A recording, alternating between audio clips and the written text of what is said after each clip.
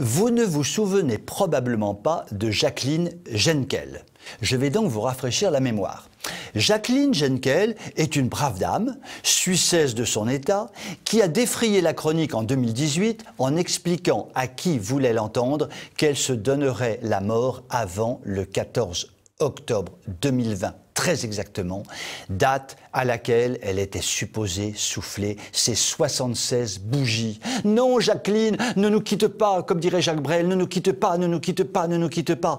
Bon, Jacques Brel, tu nous saoules avec tes répétitions, une fois ça aurait suffi. Un mort sur commande, propre, net et sans bavure. Madame Genkel avait décidé que la mort était certainement le plus beau cadeau qu'on pouvait lui faire. Elle voulait terminer en beauté. C'est même le nom donné au livre dans lequel elle a pris le temps d'expliquer en long, en large et surtout en travers sa démarche un peu spéciale. Ils sont fous ces Helvètes, tout cela pour ne pas, je cite, pourrir de son vivant. La dame avait des idées bien noires, blanches foncées pour ne pas paraître raciste. Il faut bien se rappeler que tous les médias avaient salué son initiative. Quel courage, quelle force d'âme, quel militantisme. Bravo, Madame Genkel. Jacqueline était donc une militante acharnée de l'euthanasie, ou plutôt du droit à mourir dans la dignité, la mort miséricordieuse si chère à tonton Adolphe. Et comme telle, elle était prête à payer de sa personne pour ouvrir la voie. Elle avait tout organisé avec une précision de coucou suisse. Elle voulait même mettre un point final à sa vie. Et c'était une artiste, tante Jacqueline, il fallait le faire en beauté. Première date envisagée, janvier 2020. Oui, mais en fait non.